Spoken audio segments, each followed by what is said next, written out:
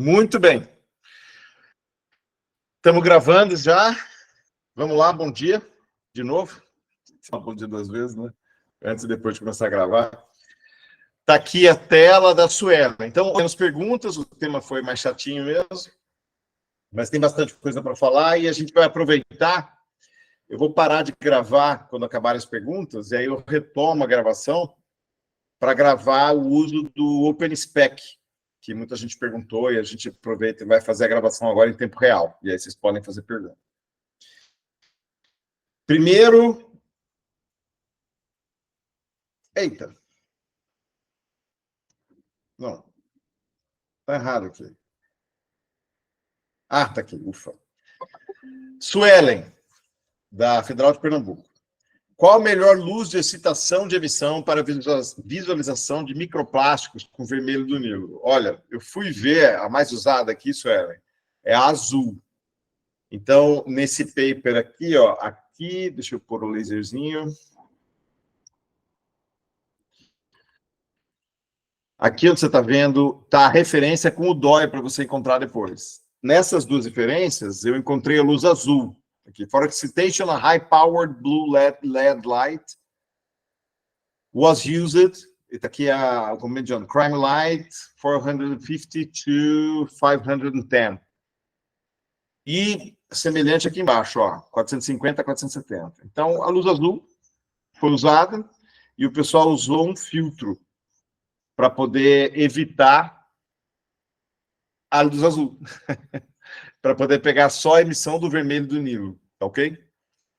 E também, quando você usa o filtro, você, às vezes, vai ter que usar um filtro diferente, porque, dependendo da matriz, outras coisas vão se excitar e vão emitir em outras luzes. E aí você quer ver só o vermelho do Nilo, a emissão do vermelho do Nilo. Então, em geral, você tem que testar. Para tudo você tem que validar. Eu acho chato isso, mas a gente tem que falar disso, né? Tudo você tem que validar. Fazer o que está na literatura sem validar para o seu sistema corre um risco de erro. Mas é isso. Em geral, luz azul, filtro laranja, se eu não me engano. Mas você pode ter situações diferentes. Faixa de banda devem ser ajustáveis para cada polímero? Olha, eu não encontrei essa abordagem na literatura. Eu já vi um paper que eu não consegui encontrar, para te mostrar, que tentou associar a emissão do vermelho do Nilo com a polaridade da superfície, que é isso que a gente está vendo. E se você tem diferença na degradação, você vai ter uma diferença na polaridade. Então, plástico, um fragmento hidrofóbico degradado, ele fica um pouco menos hidrofóbico, um pouco mais hidrofílico. E o vermelho do Nilo mostraria isso. Mas em situação de laboratório, em ambiente controlado. Esse paper não pegou. Esse paper é um paper antigo já tem 4, 5 anos. Nessa área de microplástico a gente chama de antigo isso. E não é uma coisa que muita gente usa. Assim como esse que eu citei aqui. Tem um que é de lifetime, e eu ia colocar aqui, não coloquei, vou ter que colocar depois. Me cobra depois, Suelen. É de 2020, e ele viu o tempo de vida do vermelho do Nilo na superfície. O tempo de vida variava da emissão, e aí ele associou isso a 4 polímeros diferentes, que tinha um tempo de vida diferente para cada polímero. Aí eu te mando a referência depois, me cobra, manda um e-mail, tá bom? Então, tem algumas iniciativas. Eu sou curioso para estudar isso com degradação. Mas, em geral, vermelho do Nilo é para dizer, é plástico, não é plástico. Ponto. Mas você pode tentar outras coisas. Agora, vamos descer, que aí é o azul aqui. Então, beleza, vamos continuar.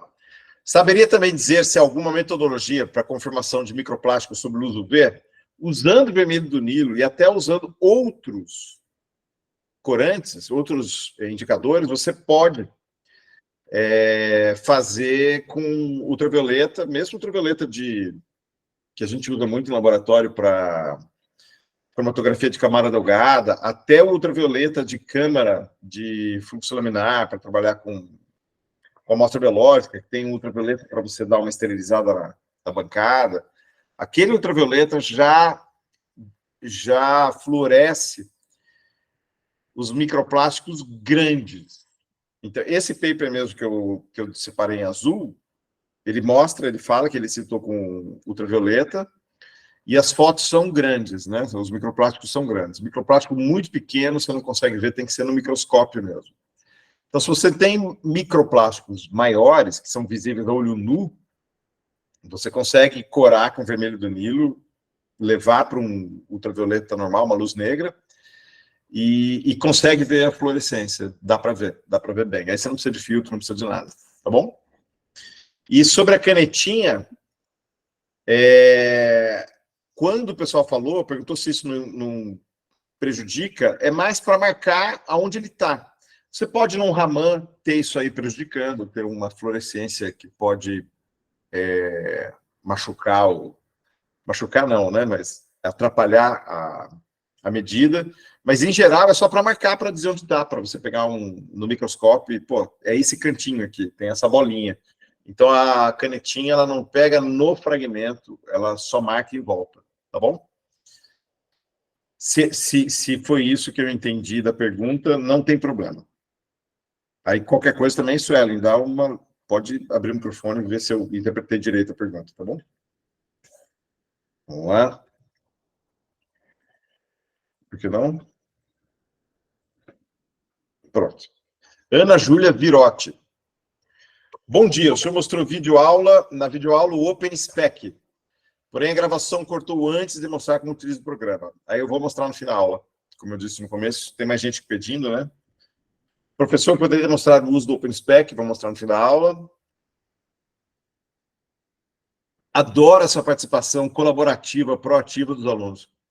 Priscila, agradeço muito a sugestão desse paper, adorei o paper. Ela sugeriu mais um paper para identificação visual dos microplásticos. Is it or isn't it? Legal, tipo. The importance of visual classification in microplastic characterization. Deu o link e falou que no material suplementar tem um workflow, um flowchart, para tomar a decisão. Aí eu até peguei um pedacinho para mostrar para vocês. Ele não deu para mostrar ele inteiro, porque ele ficaria pouco visual. Então eu peguei esse canto, mas é muito legal. Você começa, olha, tem essa característica, vem para cá, não tem, vem para cá, e vai tomando decisões. E aí aqui, é homogêneo em cor, com a mesma espessura, no caso, para fibra. Aí, yes. Tem estrutura celular? Sim. Pode ser alga. Se eu estou traduzindo direito, não sou biólogo. Não. Ele dobra como uma fita, ele tem uma flexibilização natural, uma dobra natural? Sim. E a mesma resposta do não. A fibra pode ser sintética ou orgânica. Classifique como desconhecido. Então, está dando passo a passo de várias possibilidades. Então, eu gostei bastante. Agradeço muito a Priscila. Recomendo a todos que peguem o paper. Eu ia mandar, mas ele não é open access, eu não posso mandar. Mas vocês, com o link, vocês podem achar. E caso vocês se sintam bem, vocês podem pedir para alguém pegar, ou vocês podem usar os publicizadores de artigos que tem paywall, mas aí eles têm algum questionamento legal, né? Então, veja se você quer fazer isso. Mas eu gostei, vale a pena. O material suplementar, ele é livre. Então, podem entrar também, o flowchart, ele está no material suplementar. Então, vocês podem entrar no material suplementar e pegar o flowchart, pelo menos, tá bom? Mas o paper, ele está em paywall. Então, quem tem acesso ao periódico SCAPES pode pegar, quem não tem, pode pedir para quem tem, ou buscar na internet, tá bom? Nas opções de passar pelo paywall, aí, que às vezes são questionáveis. Beleza? Vamos lá. Gabriela Lando, do La Passe. Oi, Gabriela, se você está aqui, não sei se você está aqui, mas já conversei com a Gabriela sobre esse tipo de pesquisa. Então, ela pediu para mandar o arquivo do Guide to Microplastics Identification. Eu acho que eu mandei. Vocês confirmam se eu mandei no e-mail? Desculpa, Capi, eu tô aqui, mas meu computador tá travando de uma forma. Tudo bem, bom dia. Oi, Gabriela, tudo bem? Tudo. Ó, Eu não achei o guia, eu não sei. Se me me perdi manda nos e-mail, e-mails. eu te mando de novo. Tá, Mas é para obrigado. estar naquele e-mail inicial. Tá, obrigado. Legal. Quais as interferências positivas e negativas de fazer linha base? Eu vou mostrar direito quando a gente for ver o OpenSpec depois. Mas a linha base, quando você faz a... Quando o seu espectro está tortinho e a linha base, ela tá... Você modifica, você puxa o espectro para baixo, isso fica bem claro no OpenSpec, né? Ele tem um modo de construir a linha base, de puxar o gráfico para baixo, meio agressivo às vezes. Então, é um tipo de modificação, um tipo de ajuste que você faz no seu espectro que te ajuda a identificar, ajuda no coeficiente de Pearson, que é o match que você perguntou, que é a porcentagem de coincidência, né? Mas isso dificulta a sua matematização de outras coisas. Se você quer usar para fazer uma quantificação de uma determinada banda, de uma modificação de um interferente, aí você mudou a intensidade da banda, às vezes você muda, inclusive, o formato da banda. Some um ombrinho fica menos realizável, né? Fica menos na sua cara, se você faz muita modificação no espectro. Então, se você quer só identificar, fazer a linha base pode ajudar. Se você tem mais ambições para o espectro, aí eu prefiro tomar mais cuidado com a linha base, eu faço com mais atenção. Eu coloquei essa pergunta mais como uma provocação, porque eu vejo muita gente fazendo, talvez para ficar mais bonito, né? E nos artigos, obviamente, fica, mas talvez mostrem a parte matemática de uma forma diferente, não nesses espectros, né?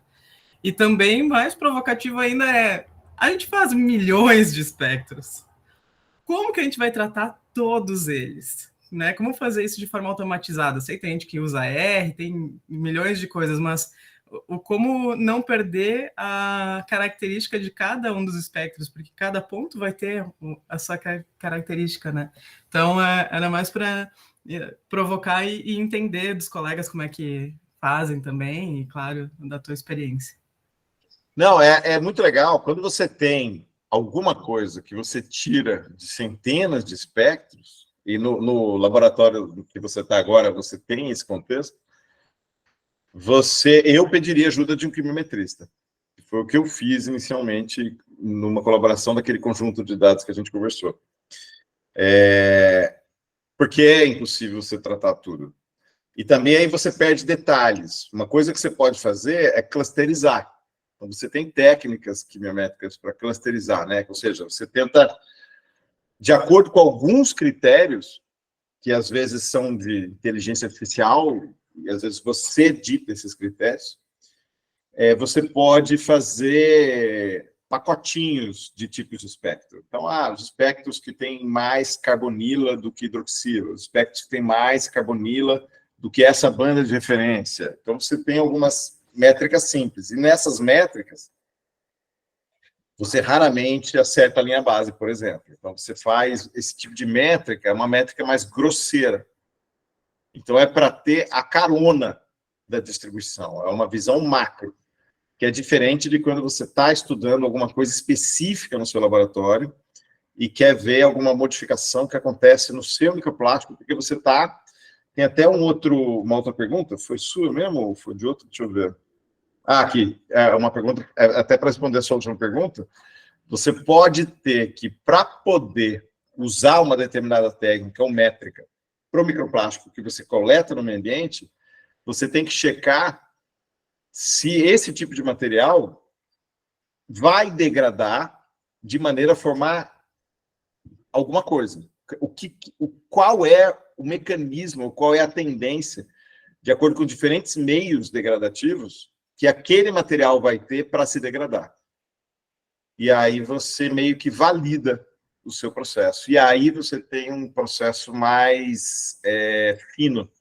E aí sim você pode ajustar a linha base. Eu gosto mais, eu sou old school, eu gosto mais de acertar o hardware. Quando eu chamo de hardware, eu chamo o modo como você expõe a amostra.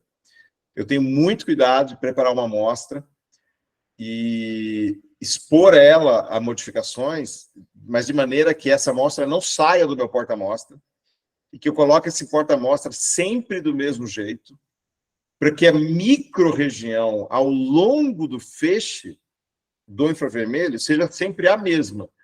E no meu mestrado, no meu doutorado, eu tive esse cuidado e eu sempre tive espectros muito bonitos. Todo o resto do espectro batia só a região que eu estou modificando, que ficava crescendo. Então, aqueles espectros lindos de paper, de cinética por infravermelho, todo mundo acertava, desde que eu estou no mestrado, né, que foi bem antes do uso desse tipo de automatização de espectro, todo mundo acertava no hardware, todo mundo acertava na amostra. Hoje a gente pode acertar no computador mesmo, mas aí tem que ter um especialista. Não, eu estou ajudando um aluno também que está começando do zero, e ele usava Python, usava R para fazer normalização, mas ele não sabe o que está acontecendo. Então, esse é um problema. Se você pede para um software fazer para você, você não sabe o que está acontecendo. A normalização nunca ficava boa. Eu falava assim, mas não está batendo aqui, isso aqui tinha que ser um... O que está acontecendo? O que você fez? Aí a resposta era sempre, passei no Python. Mas você pode passar no Python de N modos. Então, ou você busca um especialista, ou você vai no Excel e aprende a fazer você. Porque aí você tem domínio das etapas do processo matemático. E eu acho que isso é importante. Mas além de tudo, tem as diferenças entre as técnicas, né? Eu uso também infravermelho há muito tempo, e eu também conseguia espectros lindos no mundo macro, né? Um ATR me dá maravilhas. Agora, passar para o micro, aí chega a dar uma dorzinha no coração de ver aqueles espectros. Sim, você não tem mais controle. Você não tem mais controle, exato. E aí, o que você faz? Você usa ferramentas como o OpenSpec, que é uma ferramenta maravilhosa. Mas, assim, o seu foco, e tem muita gente aqui no curso que está nesse contexto, o seu foco é fazer análise do espécie, do indivíduo que você está estudando. Você separou os microplásticos, você não conhece infravermelho, mas você teve acesso a um micro-FTR, alguém fez para você. Você pode dominar essa etapa da identificação, porque é muito difícil, às vezes a pessoa faz a medida para você, te entrega os espectros, e aí é com você. E aí, você usa o OpenSpec, é uma ferramenta para te ajudar com isso. Vai te dar um coeficiente de acerto, se é uma amostra. Como a gente viu aqui, no workflow do paper que a Priscila sugeriu, ó, a fibra pode ser sintética ou orgânica, classifique como desconhecido. No OpenSpec é a mesma coisa. Se você tiver um PP, mas ele é um filme bicamada, um filme multicamada, tem PP e tem outras coisas. No espectro vai aparecer os dois. Vai ter um coeficiente de Pearson baixo. Você tem a opção de chafurdar, se aprofundar e tentar ver se é um multicomponente, ou é desconhecido. Não é um macro, não é um paper predominantemente não é um fragmento predominantemente feito de um polímero só, ou é multicamada, ou é alguma outra coisa, sai da minha conta. E não tem problema nenhum em fazer isso. Então, se o seu foco, assim, dos alunos aqui em geral, né? O foco da Gabriela eu sei que é ir para o fino, né? Para o ajuste fino. Mas se o seu foco não é fazer esse ajuste fino e fazer uma identificação macro, OpenSpec na veia. Dê um match lá de 70%, 80%, abraça e vai. Eu acho que essa é a mentalidade. Aí vamos falar do OpenSpec de novo e dos assemelhados. Tem um alemão que interage bem com o cara do OpenSpec, que eu não estou lembrando o nome, mas tem mais bancos parecidos com o do OpenSpec. Eu acho que até tem uma empresa que vende infravermelho que está fazendo um convênio com o OpenSpec. Eles vão adotar o OpenSpec para a Perkin-Elmer, acho. Vai adotar o OpenSpec como alternativa de análise. Bom, mas aí a pergunta, como lidar com os bancos de dados de equipamentos que são calibrados para reconhecerem polímeros pristinos e não degradados? Ó, eu falo do OpenSpec, que eu uso um pouco mais. O OpenSpec, ele é o Win Calgar, que é o cara que faz muita gente faz o OpenSpec. O Win é o cara que é o idealizador, né? É uma iniciativa de acesso aberto, é Open Access. Então, todo mundo pode colaborar com o OpenSpec. O OpenSpec tem um banco de dados, de espectros, e você consegue comparar com o seu espectro. Você sobe o espectro, ele vai comparar para você. Você pode doar o seu espectro para o OpenSpec. Então, se você só tem o seu espectro e acabou, ele provavelmente não vai ser muito usado. Se você publica um artigo e doa os seus espectros caracterizados como PP em diferentes níveis de degradação, você manda diferentes espectros. PE em diferentes níveis de degradação. Se você tem isso e pode doar com a referência, ele entra no banco de dados, porque o OpenSpec ele te dá a referência, inclusive, da comparação que ele está usando. E aí você vai diminuir esse problema, porque realmente a maior parte dos espectros que ele usa é de polímero pristino. É de polímero pristino, é de polímero limpo, é de polímero homopolímero, ou seja, não tem muita... É para... Tem também copolímero, tem outras coisas. E aí, mas a maior parte é de polímero pristino. Então, você vai ter uma diferença de match se você tem um PP com uma carbonila gigante, uma hidroxila largona, aí você vai ter uma diferença de match. Então, a minha resposta à pergunta amarela também é provocativa, é com cuidado. Então, se você não tem conhecimento aprofundado do tema, não aceita o OpenSpec, abraça e vai. Vai ter um desvio, vai ter um desvio. Aí, se você tem algum conhecimento, o que você faz? Você pega, você vai descendo e vai vendo as diferentes... Ele é muito prático de você olhar, a gente vai ver junto. No próximo vídeo, não nesse vídeo que vocês estão vendo agora, que a gente está falando agora, e quem for ver a versão gravada não vai ver o OpenSpec nesse vídeo, vai ter outro. Você vai descendo e ele mostra o seu espectro e dos outros junto. Aí você vai descendo, vai vendo. Ai, poxa, tem umas bandas que batem. Que banda é essa? O OpenSpec não vai te dizer que banda é essa, mas você vai atrás. Então, se você conhece, você fala, opa, tem 2, 3 bandas aqui, tá batendo muito, o resto não tá. Pode ser um multicomponente. Aí você vai atrás, vê quais são as bandas que estão batendo. Poxa, isso é uma banda carbono-cloro. É PVC, eu estou com isso agora. Estou medindo, estou caracterizando sticker de PVC, que é multicomponente. Então, o que eu quero saber é a banda carbono-cloro, o resto não me interessa. Então, para o OpenSpec, eu nem usaria o OpenSpec para isso. Então, você pode lidar com esse match baixinho, que eles chamam de coeficiente de Pearson, que é simplesmente uma métrica do quanto o seu espectro bate com o espectro que está no banco de dados dele. Tá bom? Então, não vai ter match ideal, e tudo bem. Se você só quer identificar, passa para frente, você vai ter um nível de fragmentos que são não identificados, e se você quer identificar, usa a ferramenta para te ajudar, né? Que é possível. Beleza. E todos que publiquem papers com infravermelho, doem o seu espectro para o infravermelho. Escreve para o Win, ele vai responder, ele vai aceitar. Nossa, eu tenho 50 espectros, eu estou com dificuldade de subir. Manda para ele dá um jeito. Bom, ele é um cara muito legal e a ferramenta é bem linda, assim, do ponto de vista de ciência aberta, de facilitar para os outros. Uma questão que estamos em constante pesquisa é com relação à identificação de fragmentos e fibras por biblioteca de espectros de Rayon. Como diferenciar fibras celulósicas naturais das sintéticas? Como saber se uma fibra ou fragmento celulósico natural, após degradação ou mesmo ataque químico, e eu vou somar a sua pergunta, Gabriela, sujeira, incorporação de substância úmica, qualquer contaminante, não sofra modificação a ponto de ser considerado uma viscose? É uma pergunta para você, Gabriela. Viscose e rayon são... rayon é chamado nos Estados Unidos e o resto do mundo viscose, como sempre, os americanos são os diferentões. E os dois são celulose que você tratou. Modificada. É o tecido que é celulose modificada. E geralmente ataques mais ácidos, né? E a gente tem encontrado muito na biblioteca do nosso equipamento. Rayon. Só que se confunde muito, principalmente com algodão também. Porque ele tem um dublete, 2 bandas muito específicas. Só que aí com intensidades diferentes.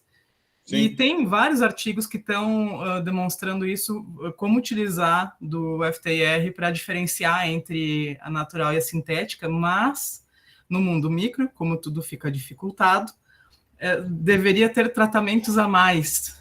Então, o quanto esses tratamentos a mais não iriam fazer a gente perder a amostra, degradar mais ainda, só para tentar conseguir diferenciar. Até agora, do que eu consegui achar de solução, entre aspas, e aí remete também ao workflow do artigo que a colega enviou, é chamar de fibra celulósica, independente de qual seja. Tem características de celulose e vai como fibra celulósica, porque eu não vou saber dizer se foi da indústria de celulose aqui do outro lado do Guaíba, que soltou no Guaíba, ou se é uma fibra de uma roupa, então vira fibra celulósica. Se você for conversar com o pessoal de quimiometria, o pessoal que está começando a usar a inteligência artificial para ficar achando padrão, eu acho que eles vão dizer para você fazer um trabalho com um monte de rayon e viscose, ou rayon barra viscose, que você encontra no mercado, pegar esses caras, degradar de vários modos, pegar as fibras celulósicas de várias fontes, fazer espectro de tudo e ver se você consegue separar. Eu acho que é um trabalho de quimiometria longo para tentar fazer alguma coisa. Eu vejo o pessoal de quimiometria fazendo e é um trabalho um pouco de construir um banco de dados muito grande e ver o que o software pega. Eu gosto de tentar inserir um pouquinho de estratégia nisso. E essa inserção de estratégia, eu pegaria os testes, os rayon viscose que eu tenho, pegaria a celulose que eu tenho e faria uma análise do que faz sentido se afastar. Qual é a modificação da celulose que foi usada para fazer o rayon para o rayon após a modificação da celulose? E eu tentaria ensinar meu software a buscar essas diferenças. Eu acho que talvez fosse um misto aí das duas técnicas. Mas eu acho que não dá para fazer isso se você não entende de quimiometria. Eu acho que tem que saber bem de como lidar com isso. Eu iria para esse lado, mas não é minha área, viu? É só palpite, viu, Gabriela? É mais para você a resposta da sua pergunta. Não, eu também já pensei nisso, mas daí barra também várias questões. Ok, poliviscose é 100%? Geralmente não é, tem fibras misturadas junto nas roupas. É nova, não é? Tem contaminante, não tem? É papel reciclado, não é? É planta, não é? Então, tem muitas questões envolvidas nesse vamos montar uma biblioteca interna. Mas parece um desafio legal. Eu acho Com que é um certeza. Eu sou para você conseguir uma resposta que vai ajudar o pessoal. Porque eu acho importante, do ponto de vista da análise de influência antropogênica, poder dizer se aquilo lá é uma fibra celulósica ou é um resto de roupa, porque é sobre isso. É sobre o que a gente consegue, de alguma forma, obviamente, fazendo caracterização visual antes, ok, tem um fragmento, tem uma fibra. Aí nós já temos algum caminho. É uma fibra colorida. Tá, ok. Então não pode ser uma fibra vegetal. Mas vegetal, digo, vindo real de uma planta, mas também sempre vai se depender dessa questão de fazer a caracterização visual e na hora de ir para o micro, saber que é aquela fibra ou fragmento, né? O que nem sempre é possível de fazer. Sim. Bom desafio. Fico esperando a resposta do seu trabalho, Gabriela. Valeu pelas perguntas aqui. Deixa eu seguir aqui. Lâmia, professor, a respeito... Oi. Eu acredito que o Marco Aurélio colocou uma pergunta no chat. Matheus, obrigado por chamar a atenção. Obrigado, meu Deus. Marco Aurélio, o NIR que se usa em laboratório de bromatologia funciona funciona da mesma forma. Eu não uso muito NIR, fiz agora, recentemente, com a Cristiane Vidal, lá em Campinas, o uso do NIR. Ele funciona da mesma forma no sentido de que é uma espectroscopia vibracional. Então, você joga um comprimento de onda e alguns grupos reagem absorvendo esse comprimento de onda. Você sabe o quanto você jogou, você sabe o quanto voltou, aí você sabe o quanto ficou. Então, nesse sentido, é mais ou menos da mesma forma. O NIR, eu não conheço bem o NIR, mas o modo como a Cristiane usa, que foi publicado, e foi bem legal, a experiência que eu tive é assim, você tem 50 fragmentos, você analisa eles em 30 segundos, desde que eles atendam algumas condições, são maiores de 1 milímetro, ela analisa PP, PE, PS, PA, PET, esses 5, é o método dela, dá para analisar mais, mas o método quimiométrico dela faz o espectro, tira a foto e ela vai pondo cor. Esse fragmento azul é PP, entrega o gráfico pronto. E isso demora, a medida do NIR demora 30 segundos para cada folhinha. A gente levou centenas de microplásticos. Terminou isso, a análise do NIR, mais o tratamento quimiométrico, que é uma coisa que ela vai para o computador e mexe um pouco, foi uma manhã. Numa manhã, a gente matou, acho que 400 fragmentos. Vale a pena, né? Mas, assim, todos eram maiores do que 1 milímetro. O fragmento preto, ele não pega, porque tem a ver com a emissão, ele vai absorver tudo. E aí, tudo bem. E saiu desses 5, ele fala, desconhecido. Mas não quer dizer que eu não tenho espectro. Eu pego o espectro dele, depois avalio. Mas, se eu tiver que ir para o infravermelho, com 1 milímetro, eu faço no infravermelho normal, não preciso do micro FTR. E dos 400, que ela não me identifique 10, eu vou para o infravermelho, em vez de fazer 400 infravermelhos, eu faço 10. Então, o NIR foi uma mão na roda, Você tem acesso ao NIR, Marco Aurélio? Não, ainda não, mas nós estamos pensando em ver um. Só que é um equipamento bem caro, né? É caro. Então, o que ela tem é um NIR com um acessório multiespectral, ou é um NIR multiespectral, não conheço, mas eu sugiro você procurar a publicação da Cristiane. Vou colocar aqui no chat. Esse teclado não está funcionando. É Cristiane Vidal e Célio Paschini, que foi orientador dela. Eles são da Unicamp e eles têm esse paper onde eles propõem essa técnica e eles ajudaram a gente nesse trabalho que vai ser publicado, espero. E eles já ajudaram uma aluna aqui do campus que estava precisando de identificação, sugeri entrar em contato com eles, eles fizeram uma colaboração e também eles caracterizaram uma ou mais centenas de fragmentos conectados em praia. E também fizeram isso numa manhã. Então, vale muito a pena.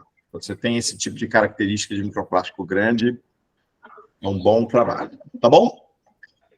Beleza, obrigado, professor. Obrigado, de nada. E a Cristiane e o Célio são super legais. Entre em contato que eles vão te dar uma dica do que comprar. Você pode fazer uma visita lá.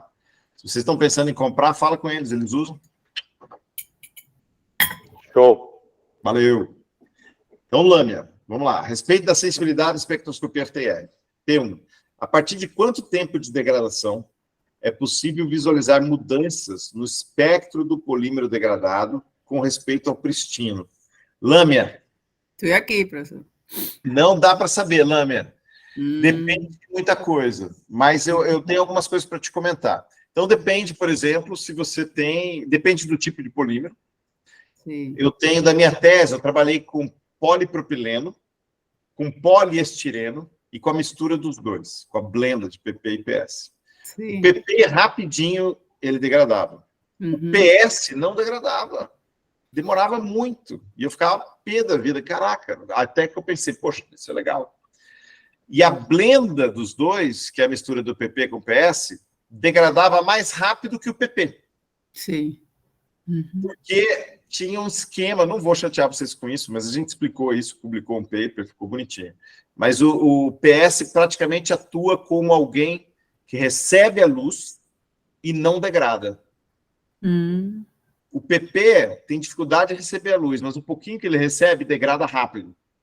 sim. Se você mistura o PS e o PP, você tem alguma coisa que recebe a luz e não degrada, Uhum. tem a condição de entregar essa luz, ele transfere essa luz para o PP. Sim. E aí, acabou. A mistura era muito menos estável do que os dois componentes em separado, por causa de uma interação entre os componentes de uma blend. Então, depende muito do que está acontecendo no material.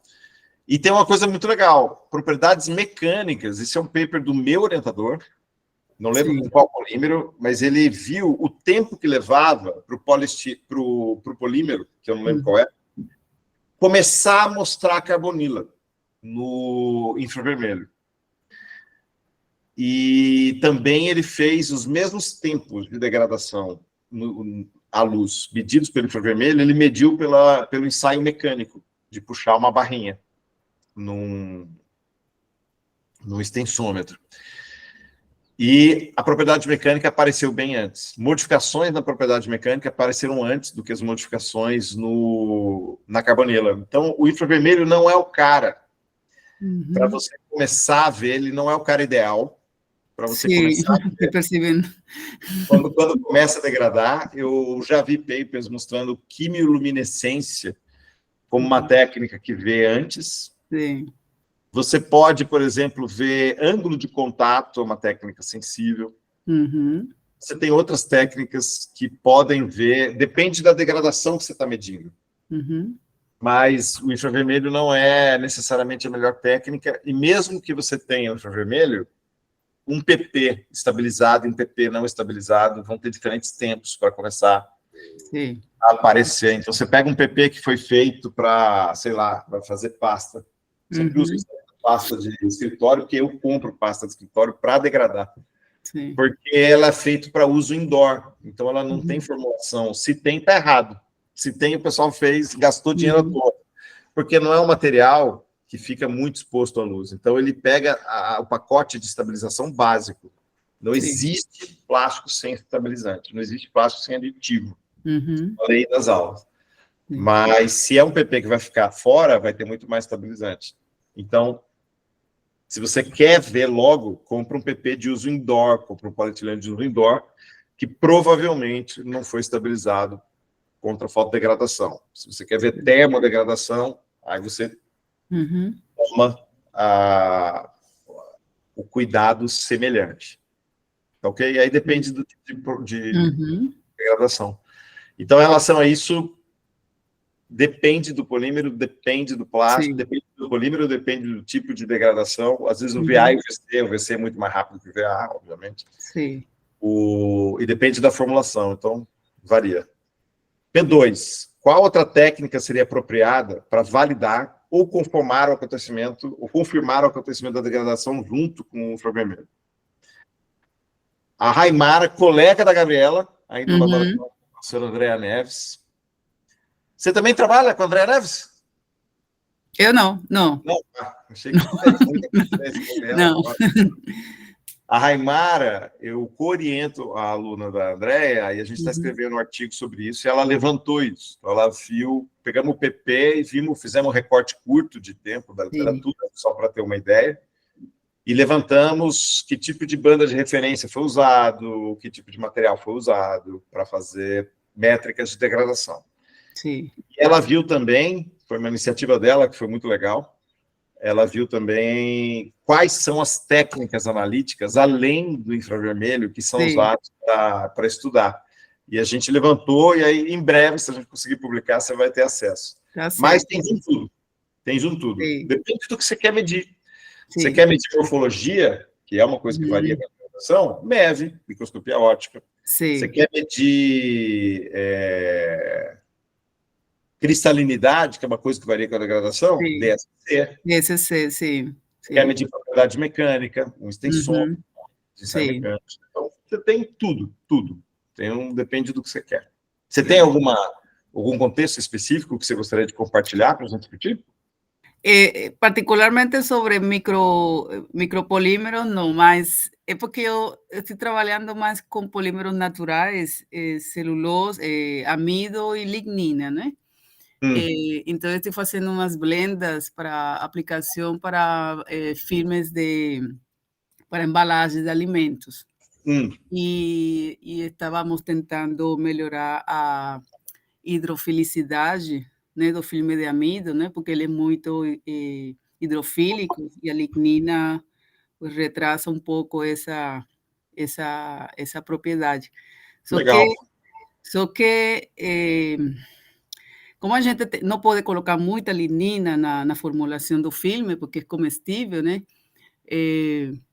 E também para não mudar muito a aparência do filme, porque as pessoas gostam do filme transparente e a lignina sempre escurece um pouco. E bom, essa questão da estética, então daí a gente colocou um pouco, a mínima quantidade que a gente estipulou, e só que só tínhamos a espectroscopia, o FTIR, como uma... Porque muitas vezes a gente tem que solicitar a colaboração de outros laboratórios. Então, a gente faz como uma espécie de eliminação de amostras, só para mandar, né? Muitas vezes tem que pagar por esses experimentos, então a gente faz uma pré-seleção.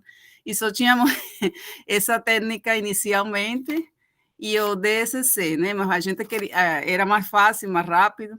Só que não encontrávamos mudanças, assim, a gente sabia que a lignina estava aí, mas apareciam outras bandas, apareciam mais bandas do amido, e como tem umas bandas que são bem comuns, não conseguíamos visualizar o efeito da lignina dentro desse filme, né?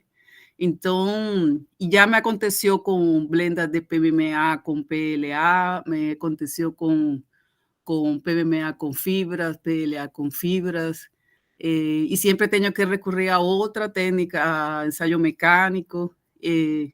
Então, agora que o professor, que você falou na última aula sobre FTIR, colocou essa técnica, eu pensei, então deve ser para isso, né? Deve ser que ela é sensível para analisar a degradação, né?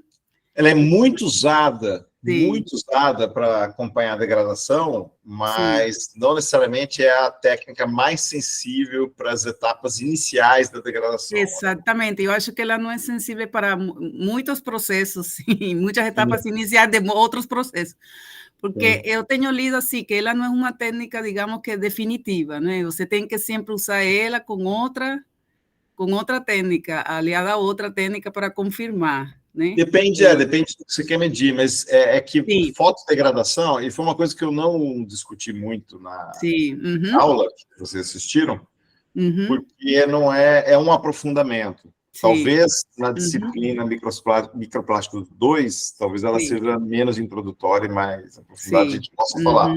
Mas um detalhe é que a fotodegradação, ela vem deixa eu pegar um negócio aqui da minha esposa, que é mais grossinho, só para passar essa imagem. Então, imagina isso aqui, ó, que é um filme bem grosso, ou uma peça.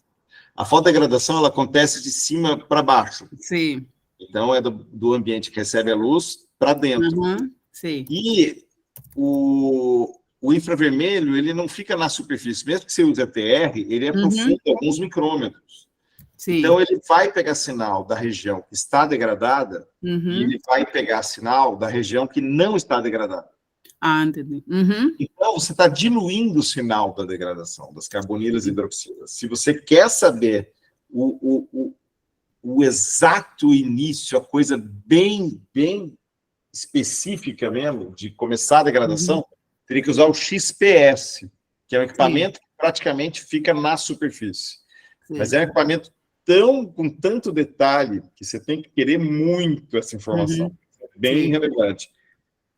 Se é só para acompanhar por mais uma técnica, eu escolheria a técnica que é mais relevante para você. Como você falou de hidrofilicidade, hidrofobicidade, eu iria para o ângulo de contato. Acho que é uma técnica prática e ela costuma ser sensível à fotodegradação de superfície, já que é uma técnica que vai medir parâmetros da superfície. Sim, entendi.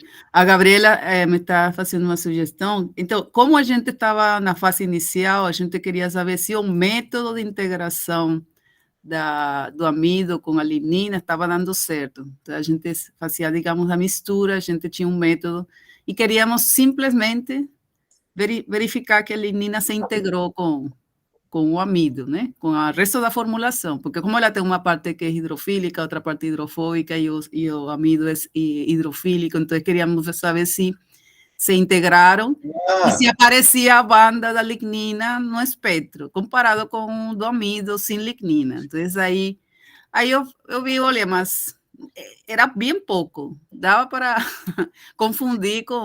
Mas o infravermelho, ele pode te dar essa informação, mas aí você teria que ir para minúcias do infravermelho. A gente pegou degradação de poliéster num ombrinho ridículo do lado da carbonila do poliéster, porque o poliéster ele tem muita carbonila. Sim. Mas a gente fazendo a derivada do espectro, aí fica muito claro. E eu fiz isso justamente numa colaboração com o André, no laboratório que a Gabriela está agora, e aí eu tive essa desconfiança e fiz. Eu aproveitei e falei, deixa eu ver, deixa eu pegar outros poliésteres que eu já trabalhei na vida, peguei gráficos antigos, apliquei a mesma derivada e estava lá a formação. Ou seja, era uma sutileza. E aí que está. Pode passar por um ruído. Exatamente. Mas se você tem desconfiança, se você tem um mecanismo que você fala assim, pode ter alguma coisa aqui, está formando uma carbonila ligeiramente diferente, você busca ali. E se eu não sei onde ela está, eu faço uma derivada. Se ao longo dos espectros, esse cara que pode ser um ruído aparece exatamente no mesmo lugar, ele não é um ruído, ele é um sinal. Então, se você sabe o que procura, pode ser interessante. Num caso de você querer saber se a lignina e o amido estão interagindo bem, você pode usar o infravermelho vendo pequenos deslocamentos, porque se eles interagem, vai ter uma mudança na densidade eletrônica. Se vai ter uma mudança na densidade eletrônica, vai ter uma mudança na vibração. E o que o infravermelho vê é essa vibração. E aí, a interação vai acabar formando distorções nas bandas, pequenos deslocamentos, e aí se você sabe o que você está procurando, e você tem muitas replicatas, você pode ver se tem uma coisa que é sinal e não um valor, ruído aleatório. E não um ruído aleatório, eu faria um estudo, se você tem infravermelho, tem um equipamento à disposição, eu, mais do que ficar buscando outros equipamentos para ter informações superficiais, eu aproveitaria para usar muito bem o equipamento. Eu acho que se você tem um equipamento, tem que ficar craque do equipamento. Exatamente, sim. Não mais. É o que tem. Exatamente. Sim, em geral sempre é o que tem. Então, tá certo, professor. Mas eu reforço a recomendação da Gabriela, né? Radiação UV, você pode fazer UVA, UVC. No vácuo, que é o VUV, ela é mais agressivona, né? E aí não tem oxigênio. Então, ela é um contexto interessante de trabalhar. Você tira o oxigênio da jogada, né? Fica bem diferente. E o Daniel Weibel é um cara, não sei se é assim que fala, Gabriela, me corrige. Se é Weibel. É Weibel, na verdade. Ele fala Weibel. Eu sempre falo Weibel, mas ele fala Weibel, então... Vamos respeitar o dono do nome. O Daniel Weibel... para portuguesar, mas enfim. O Daniel Weibel é um cara bem experiente, eu acompanho o trabalho dele, e ele tem muito trabalho lá no síncrotron. Eu aproveito. Sempre aproveito para fazer propaganda do síncrotron. Usem o síncrotron, vão descobrir o que é. Tentem acompanhar. Assinem a newsletter deles para ir acompanhando. Às vezes tem uma escola, tem um curso, tem uma palestra. Para vocês saberem, porque é uma ferramenta muito, muito boa, muito melhor que qualquer NIR multiespectral que vocês vão comprar no laboratório. O melhor equipamento é aquele que te atende. Então, assim, mas quando eu quero falar muito melhor, é muito mais caro, muito mais sofisticado que os equipamentos de bancada que a gente tem. Então, em geral, você vai ter equivalentes ao equipamento de bancada, mas com muito mais poder de análise. Então, eu encararia com júbilo o desafio de tentar entrar no síncrotron. E o trabalho do Daniel, ele interfaceia muito com o síncrotron. Ele é um usuário experiente do... Sim, toda a parte de Nexafs e XPS é bem domínio do meu ex-laboratório. É. Bom, legal. Então, vamos Obrigada, lá. professor. Obrigado a você, Lambda. O Fernando não decepciona. Obrigado, Fernando. Muito legal essas imagens que você mandou, muito legal mesmo, tem vários comentários. Então, o Fernando gostou do arquivo que eu mandei e mandou essas imagens, essas microscopias de 2 fragmentos que ele encontrou. Eu achei muito legais. Não sei se o Fernando está aí, mas, bom, está aqui a foto. Está aí, Fernando? Obrigado, viu? Estou aqui. Valeu. Ó, a foto A, uma partícula rosa no meio de detritos e grãos de sedimento, e um plástico B, ainda macro, mas quase micro, provavelmente oriundo da degradação de marmitex de isopor. Então, vou poder falar de isopor aqui. Que é o B, é esse cara aqui, e o A, a partícula rosa. Então, beleza. Partícula rosa, a gente já fala, bom, alguma coisa tem chance de ser sintético, né? Tem na natureza, né? Mas dá para indicar. E aí você faz um comentário sobre o aumento do uso de isopor, né? No delivery. EPS é expanded, é poliestireno expandido, né? E tem EPP, tem outros, mas o mais usado é EPS mesmo. E você falou que aparece com mais frequência após 2020. Muito legal. Se você tiver acesso, Fernando, aí eu que não entendo. Você fala que, eu não entendo de química e tal, mas você entende da sua área. Eu entendo de química, mas eu não entendo da sua área. E eu sei que tem algumas áreas que pegam, porque isso que você falou aqui foi intrigante para mim. Eu sei que tem algumas áreas que costumam pegar testemunhos, que tem o museu do solo, ou um banco de solo, que os caras pegam solos de determinados lugares e guardam no banco de solo como testemunho daquela época. Eu sei que fazem isso para sedimentos, eu sei que fazem isso para animais, eu sei que fazem isso para sementes. Se tiver, eu sei que quando eu colaborei com um cara na Alemanha e ele falou que ele tinha um banco de solos, ele ainda vai trabalhar com esse banco de solos, porque se é representativo de um determinado tempo, e você pega as amostras para ver microplástico, você consegue ver quando que começou a aparecer microplástico em solos, pelo menos daqueles que eles usam para testemunho. Se você tem uma desconfiança que você está vendo mais desse tipo de microplástico a partir de 2020, e você tiver acesso a um banco de solos, ou de sedimentos, ou de sei lá o que se guarda na sua área,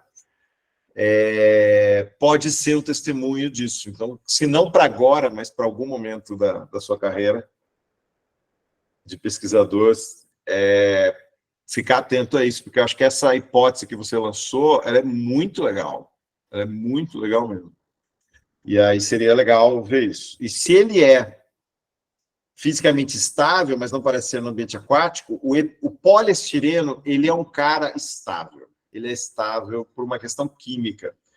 Então, ele vai degradar, ele fica amarelado, mas ele é um cara que ele tem uma das etapas da degradação, ele forma um intermediário muito estável. E aí, por ressonância com anel, que aí é uma coisa que a gente pode discutir depois. Mas pode ter algum vetor que esteja atacando ele. E aí, você falou mais adiante de micro-organismo, e eu quero falar sobre isso, mas a Priscila levantou a mão, acho que ela quer colaborar aí com esse debate. Pode falar, Priscila. Tudo bem? Tudo bom. Era mais uma pergunta mesmo. Não existe datação direta, né, dos microplásticos, né? Seria uma coisa indireta mesmo, né? Para estimar a idade. Não, essa é uma coisa que eu recebo sempre. Não tem de microplástico amplo, Priscila. Excelente pergunta, viu? Porque é uma coisa que seria demais se a gente tivesse, né? Seria muito legal se a gente tivesse. Eu busco contextos em que eu possa tentar pegar isso. É uma parte que eu quero desenvolver, que eu chamo de arqueologia contemporânea. Eu acho que entra no contexto o que muita gente chama de arqueologia contemporânea, que é quando você tem alguma coisa que te indique a idade. Porque se eu souber a idade do microplástico, e eu sei que aquele microplástico tem 60 anos no solo, eu posso falar sobre como é a degradação de 60 anos no solo. Sem saber isso, essa pergunta, eu fico sem andar. Fica na hipótese, a hipótese não anda. Essa hipótese, ela fica com muito erro. Agora, então, respondendo a sua pergunta, para microplásticos normais, que você pega por aí, você não consegue datar. Porque você tem muita fonte. Agora, se você tem uma fonte, se você tem um tipo de contaminação predominante de uma determinada fábrica, e é por isso que eu acho legal o tópico da arqueologia contemporânea. E essa fábrica quebrou na década de 80. Ela fechou, ela mudou para outro país há 20, 30 anos atrás, e ali tem um testemunho do tipo de microplástico que era formado, você tem um contexto em que pode te dar uma dica do tempo de exposição desse plástico. Então, essa é uma coisa que eu gosto muito de... Eu não consegui ainda. Eu tenho um contexto, está guardadinho aqui. Vou viajar para lá, em 2024. Eu quero coletar a amostra e eu quero tentar. Mas esse é o desafio. Eu acho legal porque o desafio do biólogo, o desafio de muita gente, é você construir um microcosmo ou um mesocosmo no seu laboratório que emule um contexto interessante. Eu adoro, como não sou biólogo, eu adoro tentar achar esse mesocosmo, esse microcosmo, no ambiente real, no ambiente externo. Quando eu fiz o paper, que eu acho que eu citei aqui, de grafite no muro de Berlim, que a gente achou a maior concentração de microplástico em solo da literatura, foi porque eu fui atrás desse lugar. Eu estava buscando grafites que fossem intensivos de uso. E eu achei, fui lá, e eu não busquei a esmo. Eu fui buscar um ambiente que eu sabia que tinha chance de ser um hotspot. E é uma coisa que eu exorto todo mundo aí que tem conhecimento de diferentes lugares que podem ser um hotspot para poder pesquisar. Eu acho que são temas de pesquisa subaproveitados. E essa pergunta que a Priscila trouxe, do tempo de degradação, é uma pergunta que pode ser respondida com arqueologia contemporânea. E eu acho que é relevante. Você te respondeu a pergunta, Priscila? Você está buscando contextos para poder responder essa pergunta, é isso? Sim, sim. Legal. Ficou interessado em fazer arqueologia contemporânea? Eu fiquei porque o tema do meu doutorado seria tentar usar o microplástico como marcador do antropoceno, né? Então, acho que é bem na linha mesmo. Eu acho que quando nós formos extintos, durante alguns séculos, é o que os geólogos falam, durante alguns séculos, após a nossa extinção, ou até milênio, ou milênios, alguns, o microplástico, ou peças plásticas, vão ser marcadores do antropoceno. Depois disso, não. Porque depois de alguns milhares de anos, o que o pessoal da geologia defende é que os microplásticos não sobrevivem. E aí, eles vão sumir como potenciais marcadores do antropoceno. Mas é uma pergunta que o pessoal tem tentado responder melhor, se ele pode ser um marcador do antropoceno. Esses aglomerados, que eles chamam de plastiglomerados de minério, de areia, de solo, com plástico, essas formações que eles encontram em pedra, eles argumentam que pode ser um jeito do microplástico se apresentar que dure mais, que possa ser um testemunho geológico. Mas é um tremendo trabalho. Parabéns, Priscila. Muito interessante. Ó, o Renato Carreira... Renato, eu preciso te responder o e-mail. Renato Carreira levantou a mão. Não, desculpa, cara, como eu te falei, eu estou sempre enrolado nesse horário, agora eu estou aqui no trânsito, no meio do Brasil, mas, assim, essa questão de você datar o plástico, na realidade, né, a gente não consegue, porque material fóssil não tem carbono 14, não conseguiria datar. Mas eu fiquei pensando se tivesse um plástico, algum blend de um produto natural, talvez pudesse usar, né, o decaimento de carbono na datação relativa, né, desse material. Mas também, depois eu estou aqui pensando, mas depois lembrei que o tempo de decaimento de carbono 14 é muito grande, você teria um lapso muito longo, né, de degradação, talvez você não conseguisse mensurar isso. Mas, eu não sei em relação ao solo, mas em sedimento, né, é possível você datar a camada do sedimento com chumbo 210 e, comparativamente, você fazer uma evolução dessa degradação do plástico. Talvez pudesse ser feito, estava pensando nessa abordagem. No meu caso, Muito aqui como interessante. oceanógrafo, né? Como oceanógrafo e trabalho em Baía de Guanabara.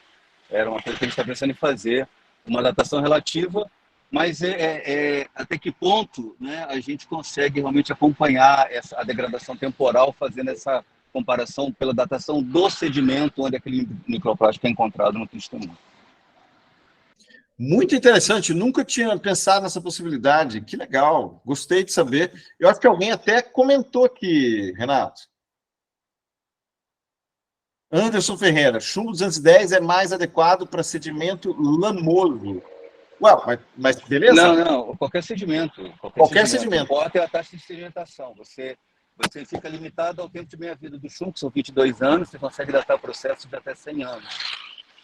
Mas olha que legal, porque o chumbo, ele também já foi. Eu ia comentar, e você tornou esse comentário mais rico ainda. Eu ia comentar que quando você começou a falar, eu pensei, puxa, esqueci de falar de aditivos, porque para responder a pergunta parcialmente, né? O comentário da Priscila, uma possibilidade seria também pensar nos aditivos que estão sendo usados. Porque tem aditivos que foram banidos. E os aditivos que foram banidos, se eles são encontrados no microplástico, você pode ter uma noção sobre o tempo de banimento, pelo menos. Como uma medida grosseira de tempo do microplástico. É uma medida mais forense. Porém, agora que você colocou, Renato, a questão do chumbo, o chumbo foi um aditivo que foi banido. Até os anos 70, o Brasil usava chumbo tetretila, né? Pode ser um marcador, talvez. Não, mas era um pigmento usado para a tinta. Tem até você pode usar recente. isótopo estável do chumbo. Você pode usar os outros isótopos estáveis que vão estar na composição do material que gerou essa tinta. Pode ser. Então, tem uma galera daria para pegar com os isótopos. Pode falar. De chumbo. Oi, não, desculpa. É que eu estou aqui no trânsito. Tem uma galera na UERJ que trabalha com esses isótopos de chumbo. Talvez você pudesse caracterizar a tinta pelos isótopos estáveis, né? Não radioativo do chumbo. Legal.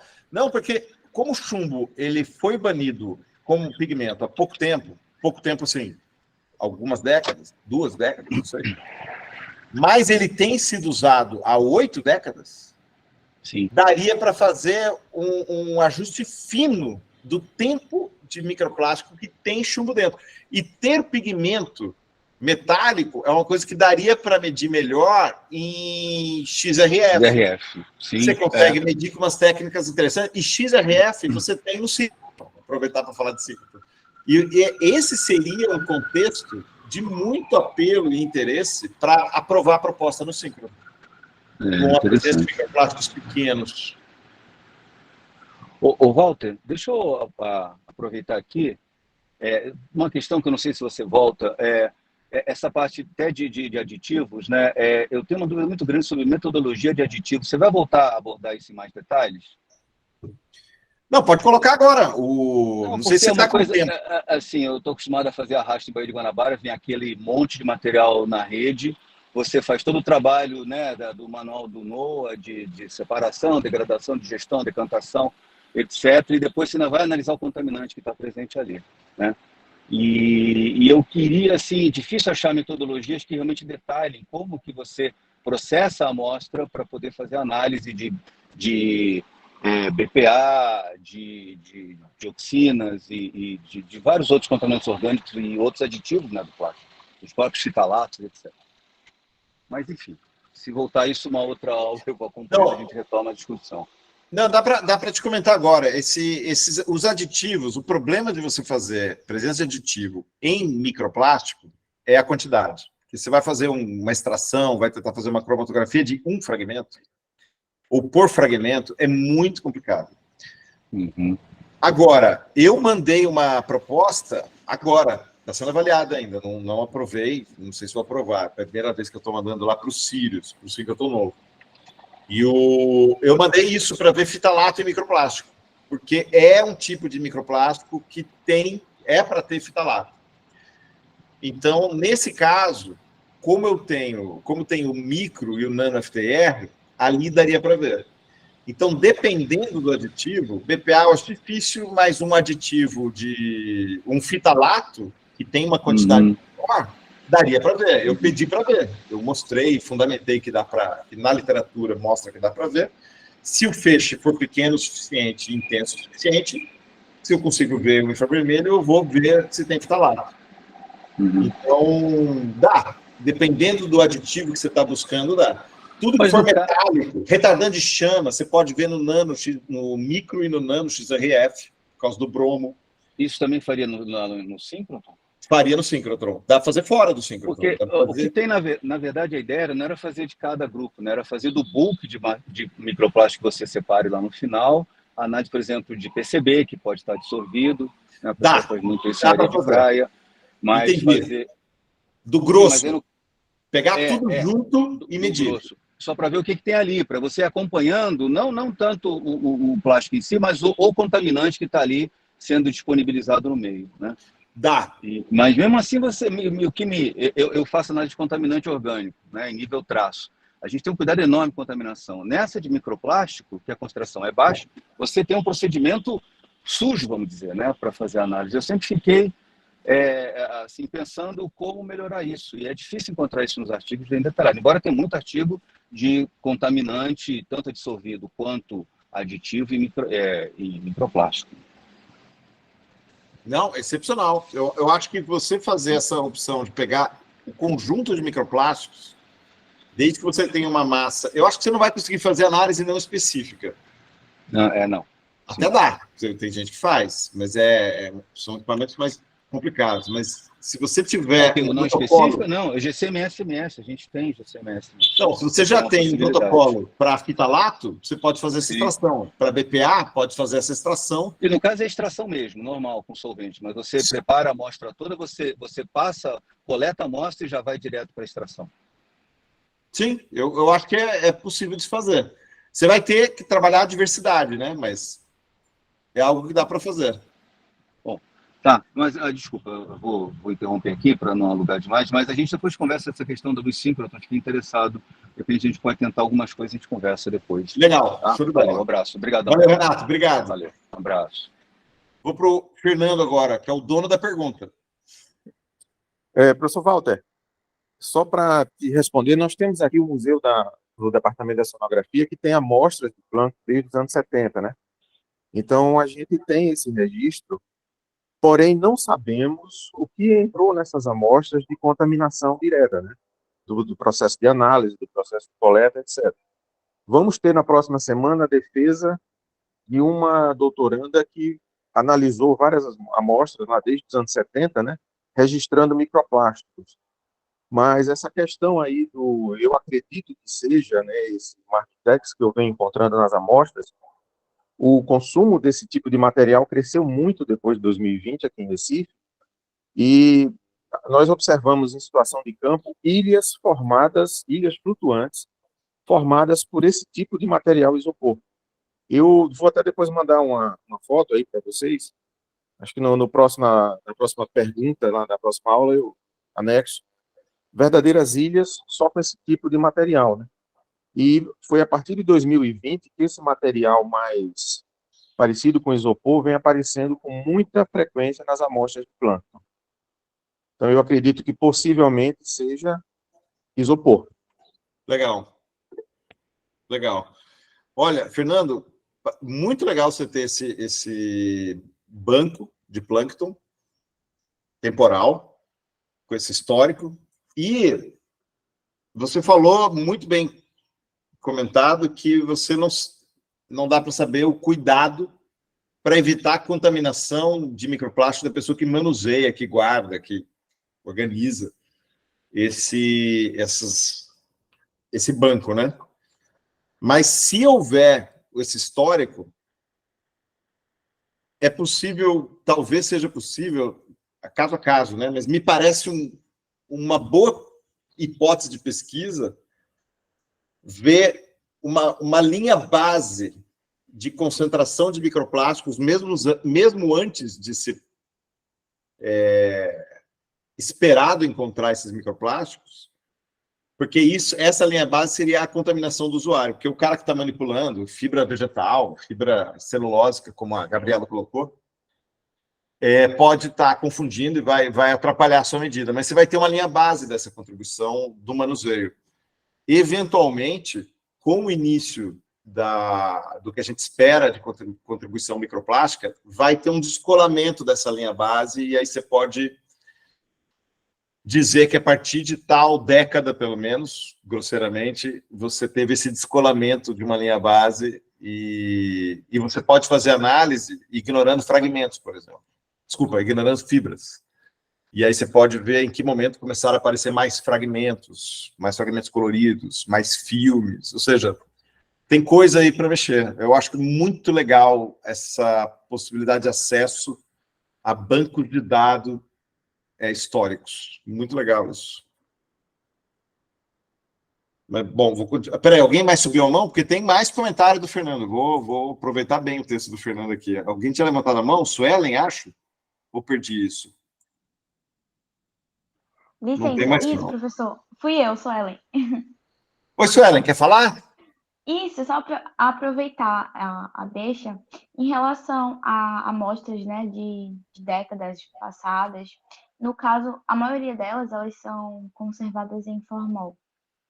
E aí, o meu questionamento seria assim, se não, esse formol não estaria, por estar anos e anos, né, conservando o plâncton, o microplástico, que seja, não interferir de alguma forma na análise, na degradação, se tem algum limite máximo de se pode pôr no formol, se poderia colocar, sei lá, fazer uma análise polimérica depois, ou ia ser totalmente inviável.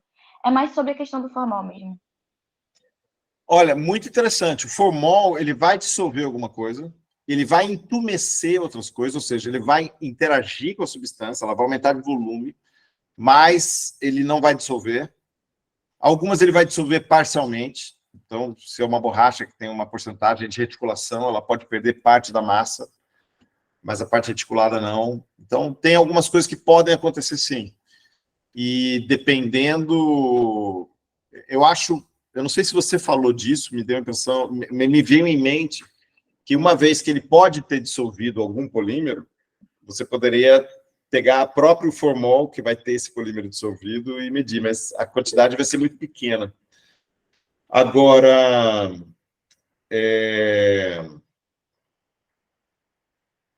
a análise do plástico dentro dessas amostras, se ele não for dissolvido, pode ser interessante. Mas a Cíntia, me parece que fez um comentário sobre não ser bem visto. Deixa eu ver aqui. A análise dessa amostra geralmente não é bem vista na comunidade, porque realmente não se teve cuidado nenhum dos usuários anteriores. Eu acho esse argumento que foi o do Fernando, né? Corroborado agora pela Cíntia. Então, não se tem o cuidado. Então, o que você faz numa situação dessa, em que não se teve o cuidado de evitar a contaminação dos microplásticos do ar ou dos microplásticos da nossa roupa? Você leva em consideração isso na sua análise.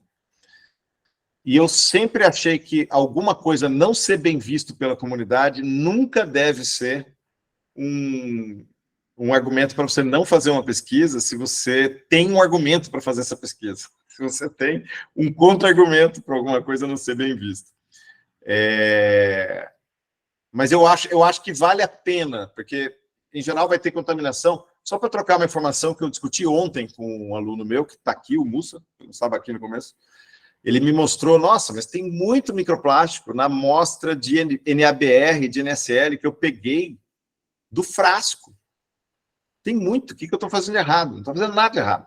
O microplástico, ele está lá na amostra. Então, quando você embala, quando tem o cara que vai vender o NABR para você, que vende numa embalagem plástica, eu nunca vi, mas eu imagino que não deve ter alguém pegando com uma espátula e colocando lá dentro. Deve ter um sistema automatizado, com o frasco passando, o NABR caindo, uma massa sendo medida, um volume sendo medido. E aí você fecha aquele frasco e vende. Aquele ambiente não é um ambiente livre de microplástico, tem microplástico no ar. Então, obviamente, cai ali no frasco. Então, vai ter, tem até hoje. Então, tem esse contaminante do meio das pessoas que estão manipulando as amostras. Mas, se teve uma contribuição no meio em que a amostra foi coletada, que é maior do que a contribuição que eu vou chamar de basal, você tem um argumento. Basta ter estatística. Fazer uma amostra a cada 10 anos, não. Fazer uma quintuplicata por ano pode tornar os seus resultados estatisticamente significativos. É trabalhar. Tem seu risco. Se nas amostras você não sai da contaminação basal, se na análise temporal você está sempre no basal ou tem picos de concentração, aí você não pode dizer nada. Não, realmente não tem o que fazer. Mas se você tem uma quantidade basal de fragmentos, se você dividir por fragmentos, por formato, fragmento, filme, fibra, você já diminui o bias do tratamento, eu acho.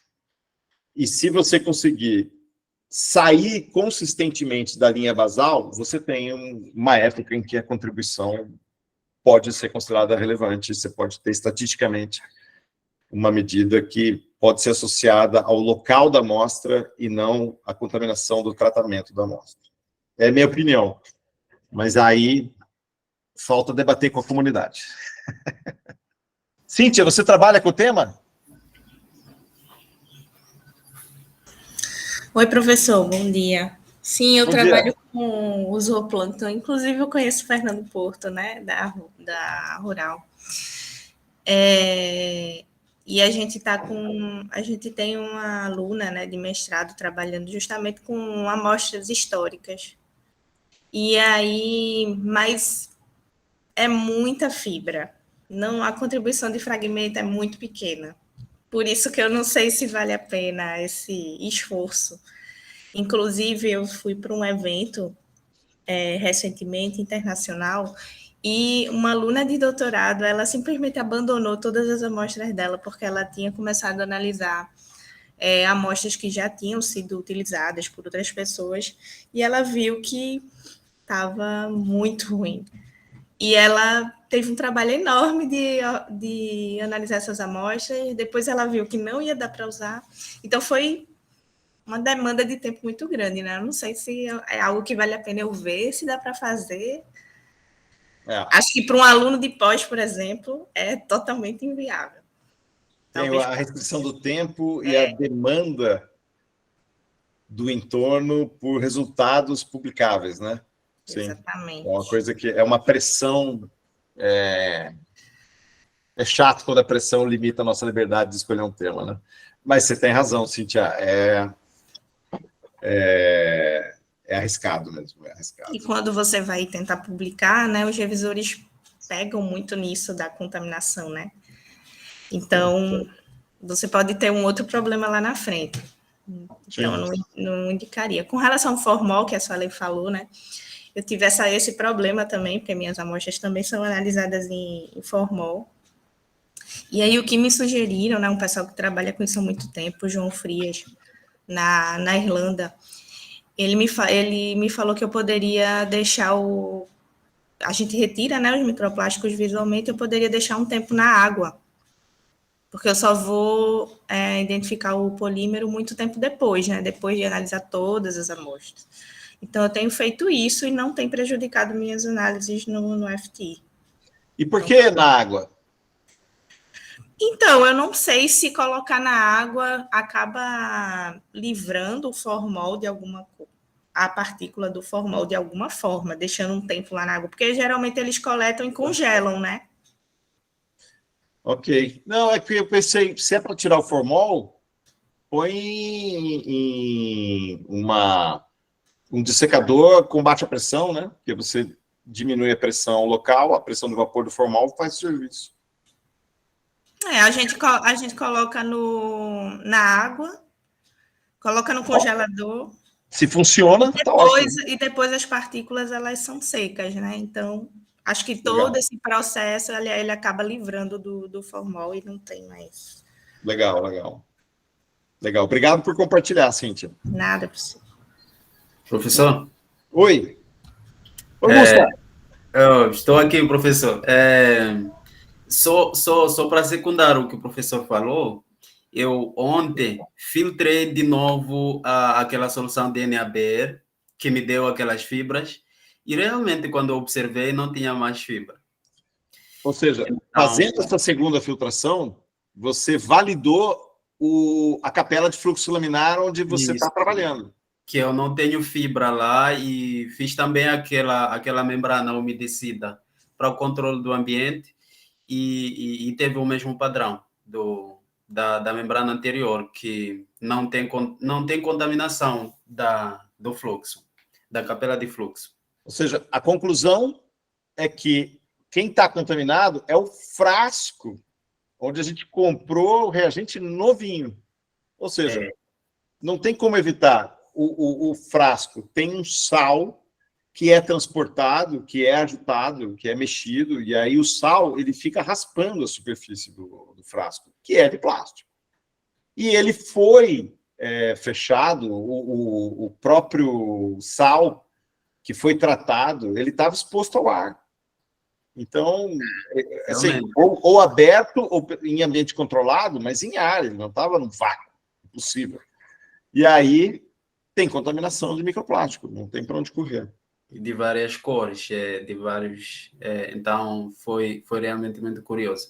E em relação ao vermelho do Nilo, professor, naquele trabalho que eu fiz da disciplina, inclusive, acho que foi da professora Raquel, eu encontrei lá que uma das formas de ajudar o vermelho do Nilo, um dos trabalhos usou o azul de metileno, que o vermelho do Nilo vai corar apenas as fibras sintéticas, o azul de metileno ele vai corar as fibras orgânicas. E aí, com o uso de vários não sei qual é o termo exato, são comprimentos de onda de excitação, tem lá vários valores, então eles conseguem ter melhores resultados. Mas fazendo essa conjugação, já vi um artigo também falando de safranina, do corante safranina, então... Tem várias opções para você corar o que você quer e para você corar o que você não quer.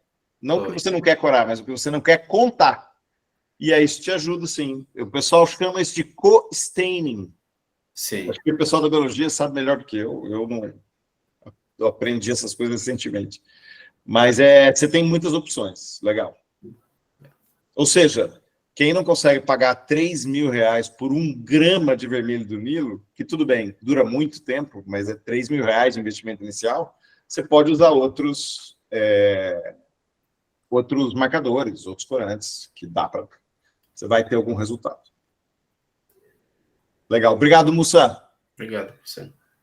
Voltando aqui ao Fernando Porto, vamos lá.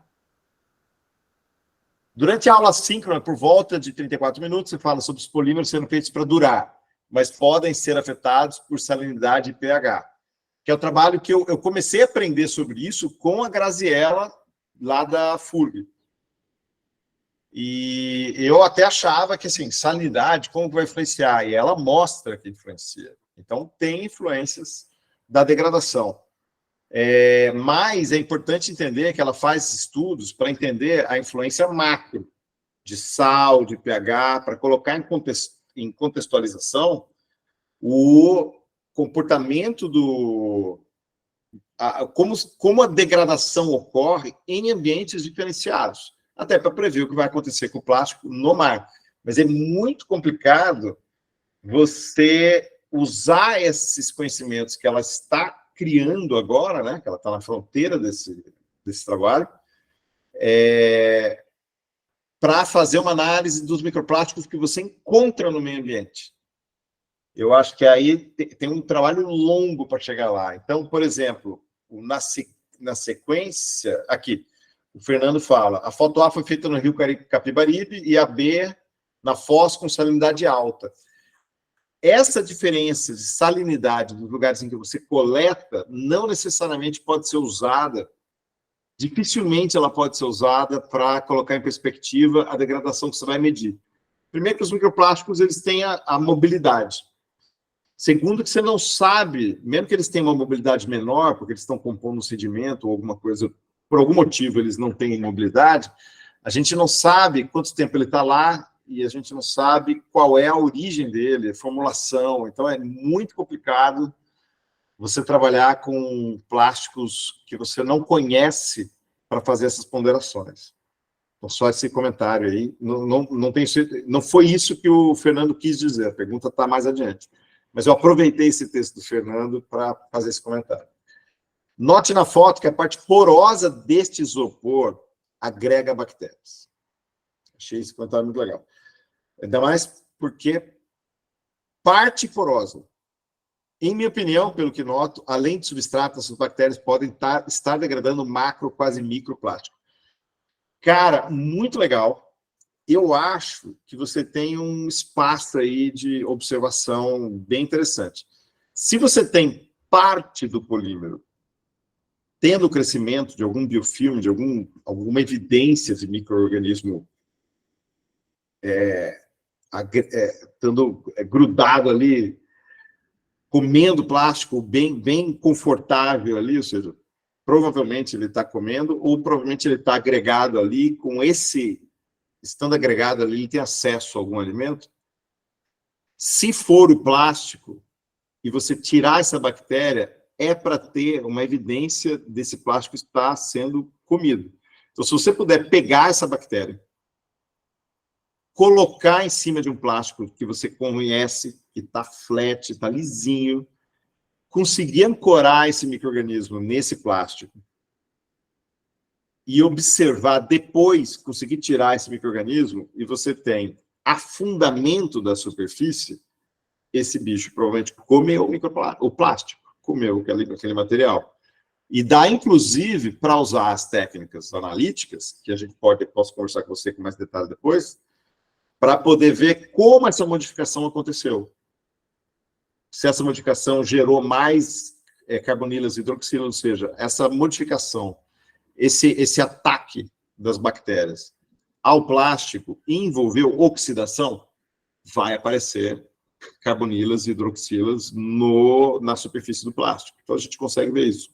O quanto tinha antes, o quanto tem depois. Então, achei bem legal esse seu comentário, porque eu acho que tem aí um espaço para você fazer perguntas sobre a interação do micro-organismo com o plástico. Mas agora vem as perguntas que o Fernando fez. Pergunta 1. Essa possível degradação bacteriana pode ser bom ou ruim em termos de toxicidade? Cultivo experimentalmente peixes em meio heterotrófico e bactérias em flocos são alimentos de fauna aquática. Depende da potencial biodisponibilidade que o filme vai proporcionar dos aditivos ou poluentes que estavam na superfície do microplástico, ou até dos produtos de degradação na superfície do microplástico. Então, se eles não têm afinidade com a água, se eles têm, já não estão mais lá, ou estão reduzidos.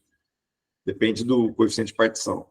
Mas, se eles estão lá e não estão biodisponíveis, totalmente ou parcialmente, com o biofilme eles podem estar. Porque aí, se o biofilme tiver condição de, por algum tipo de mecanismo, ou por algum tipo de afinidade, algum tecido mais apolar, ele conseguir tirar essa substância que estava na superfície do microplástico e passa a compor o biofilme, e algum animal comeu o plástico por causa do biofilmes tornam os fragmentos mais atrativos para espécies que são seletivas, aí você torna esse material mais biodisponível e pode ter influência na ecotoxicidade. Tanto que acho que a formação de biofilme é um dos parâmetros que o pessoal costuma desenvolver para testar a ecotoxicidade, se eu não me engano. Então, mas depende do que você está medindo. Pergunta 2. Esse tipo de marmitex isopor recebe comida muito quente, permanece nessa embalagem até a entrega, delivery. O calor do alimento contribui para evitar o erro de análise em espectroscopia, sensibilidade da espectroscopia FTR. uma vez que o calor pode modificar a estrutura. Sou leigo na parte química, todo mundo é leigo em alguma coisa aqui, Fernando. Excelente pergunta. As temperaturas da comida fazem parte da temperatura de trabalho de material. Qual é o meu comentário? Motor, plástico usado em motor, plástico usado em a tinta do carro. O carro fica quente que você não consegue encostar quando ele está exposto ao sol. Tinta de ambiente externo da casa, tinta de coisa... Tem muita coisa que você não consegue pôr a mão de tão quente que fica em alguns ambientes de trabalho. Então, isso é levado em consideração quando você formula o plástico. Então, se você tem uma embalagem de isopor para comida, essa embalagem tem que aguentar um tranco. Então, provavelmente ele selecionou um polímero, o poliestireno expandido, ele aguenta esse tranco. Isso quer dizer que ele não vai degradar? Não. Ele pode acelerar essa degradação. E aí tem um comentário. A temperatura, tudo que tem temperatura, o pessoal chama de termodegradação. E, na minha opinião, isso é relativamente equivocado. Porque a termodegradação é uma degradação que acontece em função da temperatura. Uma fotodegradação, ela acontece em função da luz. E a fotodegradação, ela pode ser acelerada pelo aumento da temperatura. Mas não quer dizer que a temperatura dentro da minha câmara de fotodegradação está fotodegradando, está termodegradando o material. As ligações não se quebram ou se formam por causa da temperatura. Se eu tirar a luz, a temperatura de 70 graus dificilmente vai causar um dano naquele material específico. 70, 50 graus. Agora, pode acelerar a degradação de outros vetores, tá bom? E aí é uma coisa para ser considerada aqui.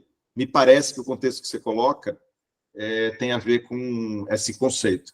Então, a temperatura de uso do material pode estar ajudando a degradar de outro jeito, mas não necessariamente vai ser uma degradação térmica. Mas, de qualquer modo, você tem razão. O histórico térmico ele pode causar modificações não só na estrutura, mas na densidade, principalmente para isopor, ele pode causar colapso das células onde aparece, onde o material foi expandido e onde tem ar. Mas isso não insere erro na análise do FTR. Vai diminuir o coeficiente de Pearson se você compara com poliestireno limpinho e purinho. Vai ter alguma modificação, mas você consegue medir mesmo assim. Deixa eu aproveitar, estou pensando aqui num aspecto prático, daqui a pouco acaba a aula, a gente vai conversar com a Raquel, que é um momento que eu estou esperando ansiosamente. E a Agatha está aí ainda? Ou saiu? Cadê a Agatha? Agatha? Estou aqui, prof.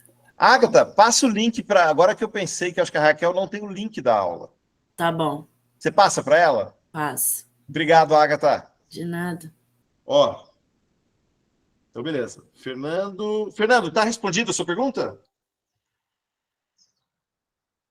Tranquilo. Obrigado, Ivaldo. Obrigado, Fernando. Cíntia, que já fez uma tremenda contribuição, fez outra agora. Cíntia, muito obrigado mesmo. Eu estava com muitas demandas essas duas semanas, não estava conseguindo acompanhar. Queria comentar sobre não se utilizar o NaOH para digestão. Tem uns artigos sobre pontos negativos e positivos no uso, e o que tenho visto é que se perde um tipo ou outro de microplásticos usando determinadas soluções. Lembre que o NaOH é abordado como prejudicial ao PET, principalmente. Eu vou dar uma procurada nos meus arquivos e envio o artigo para o senhor. Eu acho que você até mandou um e-mail, né, Cíntia? Eu devia ter colocado aqui, não associei a pergunta. Mandei, professor. Encontrei o artigo e mandei para o senhor. Ah, legal. Eu vou compartilhar por e-mail com todo mundo. Obrigado, viu, Cíntia? Uma coisa que o pessoal fala muito é a questão da solubilidade. Não sei se a Cíntia comentou no e-mail, mas, em geral, a solubilidade dos dois é 100% na concentração. Em geral, o pessoal usa 10%, 20%, 20 gramas de NaOH ou KOH em 100 gramas de água. Os dois são 100% solúveis. E o que vai importar é o hidróxido. o sódio e o potássio, eu queria entender a diferença deles. A diferença do NaOH para o KOH, lembrando que a massa do K é 39 e a massa do sódio é 23. Quando você fala mas a massa do H é a mesma, né? 17. O16 mais 1 do H. Se você faz uma solução 10% em massa de KOH e 10% em massa de NaOH, a solução de NaOH tem mais hidroxilas do que a solução do KOH. É a única para hidrólise. Quem vai fazer hidrólise dos tecidos não é o sódio, não é o potássio, é a hidroxila. Mas eu sei que pode ter alguma coisa do sistema biológico, eu sei que para penetrar tecidos em funcionamento sódio e potássio são diferentes, aí eles têm uma função, mas para digestão eu acho que é hidroxila. Aí eu fico com essa curiosidade. Bom, é legal. Eu vou ver depois com calma o e-mail que a Cíntia mandou. Eu vou compartilhar com vocês. Obrigado de novo, Cíntia, e a todos os alunos que têm essa postura proativa e colaborativa. Eu, de coração, agradeço, fico muito feliz. E quando eu preparei a aula, ainda não tinha pergunta do Matheus. Tem uma pergunta final do Matheus, deixa eu pôr aqui. Deixa eu voltar para cá.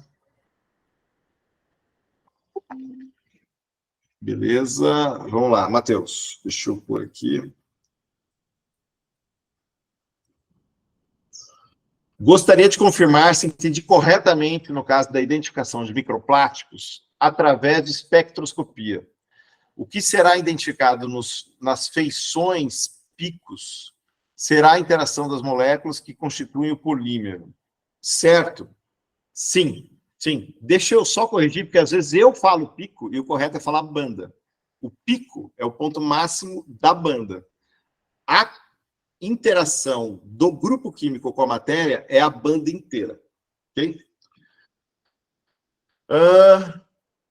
Colocando em uma situação, identificação de microplásticos em solo, quando o equipamento emite um determinado feixe de luz, e esse feixe refletido e analisado pelo espectro radiômetro, apresenta feições. Feições, você quer dizer, Matheus, o formato da banda?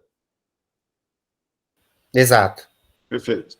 Apresenta feições. Caso os microplásticos presentes se destaquem, seria em razão da composição do polímero e a vibração de suas moléculas, por exemplo. Sim, só tem uma correçãozinha pequenininha, Matheus.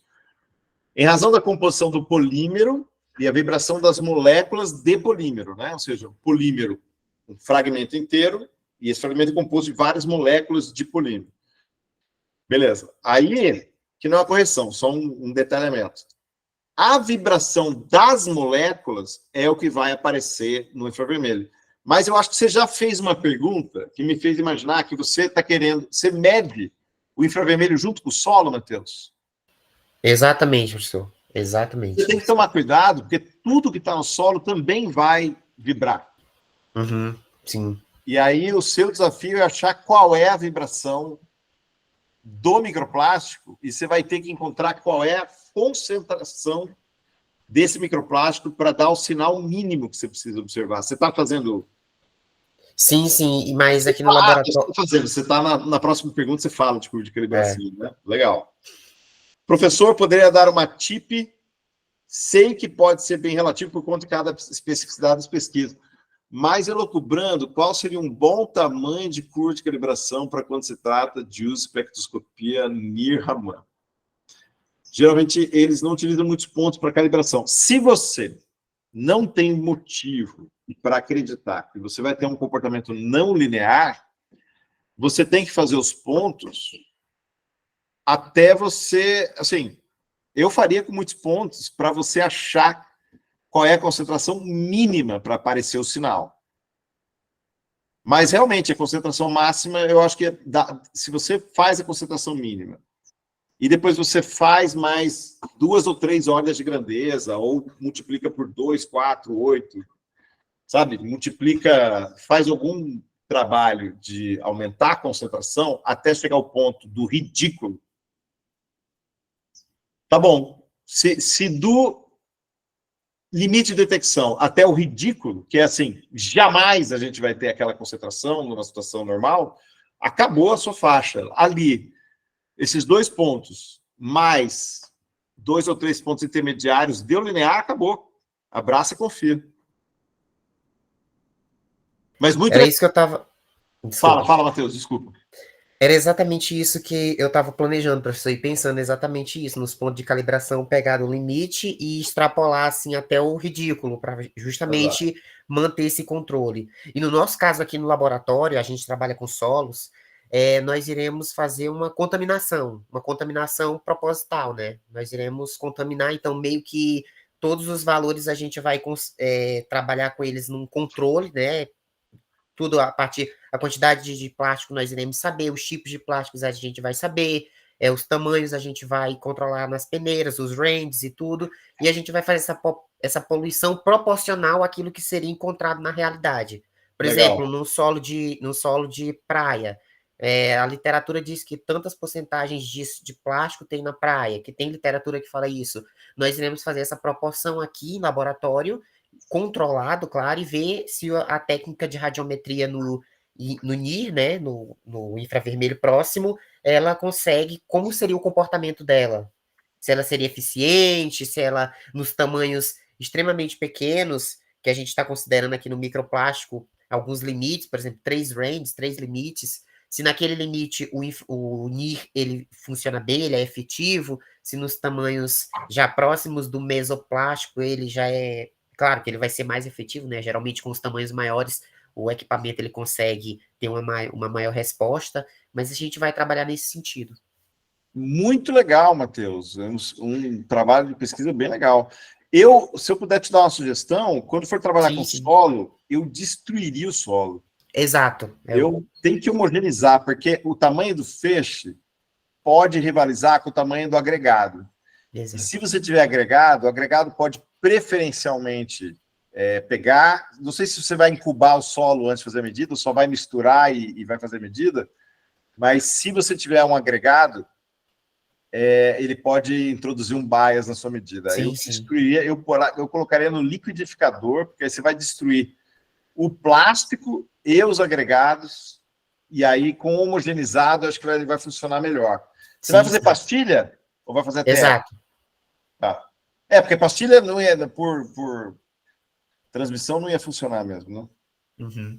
O solo é muito opaco. Legal, parabéns, um trabalho muito legal. E aí a gente vai... Aí nós iremos utilizar até 2 solos para poder fazer essa análise. Quinta-feira, sexta-feira, a gente vai em Florianópolis coletar os solos costeiros. A gente vai fazer com o solo costeiro e com o solo agrícola aqui da Fazenda Experimental. Então a gente vai pegar 2 solos diferentes para testar o método, né, de usar o espectroradiômetro que a gente tem aqui no laboratório. Vocês têm acesso a solo agrícola que usa filme mulching? Temos aqui, porque tem... Maravilha. Não, então, porque tem que ter um solo, porque eu acho que, para começar, você tem que ter um solo que já está contaminado, né? Uhum. Sim, e aí, com solo mulching, você tem uma situação ambiental, e você tem o tipo de polímero, polietileno. Provavelmente polietileno. Sim, exato. Muito legal, parabéns. Parece uma hipótese bem instigante. Mostra os resultados. Obrigado. Tem que publicar antes de acabar a disciplina para mostrar para a gente. Tá bom. Obrigado, professor. Obrigado, Matheus. Bom, pessoal, a gente vai... Bom, como a aula foi longa, o OpenSpec eu vou gravar a parte e vou mandar para vocês. Eu ia fazer agora junto com vocês, mas agora a gente vai receber a Raquel Neves, que é muito mais importante que o OpenSpec. E aí, eu vou parar essa gravação para a gente encerrar a aula, e aí eu começo outra gravação nesse link para a gente ter o bate-papo com a Raquel, tá bom? Deixa eu parar aqui a gravação, rapidinho. William, não vai embora não, fica aí. Vocês não se atrevam a não prestigiar a Raquel.